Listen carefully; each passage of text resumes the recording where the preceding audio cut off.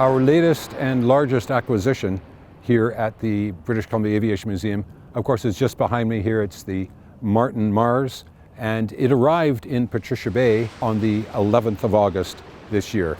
And about 2 weeks later, we managed to dewater it and then build a transporter and bring it around here.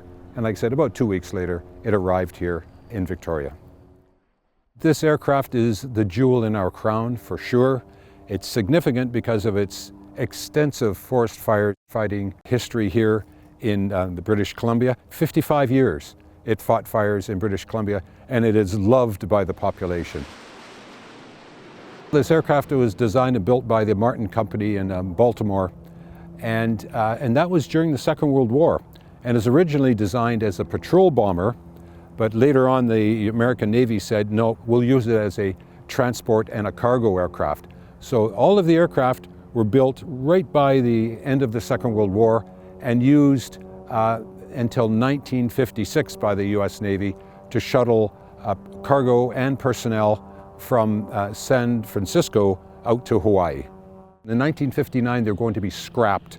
There was a consortium of forestry companies, and they formed a consortium called Forest Industry Flying Tankers, and they went down and said, we'd like to buy the 4 remaining Martin Mars, and they were brought up to Victoria in 1960, where they were converted right here on the airfield to be water bombers.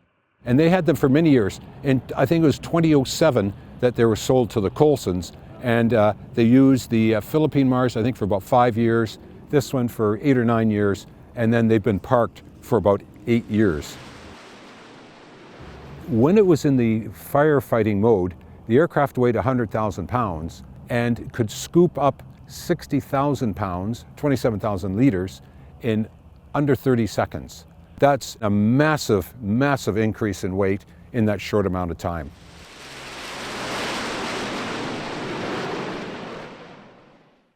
It's 80 years old. It's actually obsolete.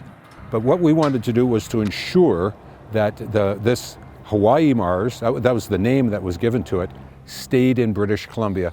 So it's available for the people of British Columbia, people of Canada, and actually people from around the world.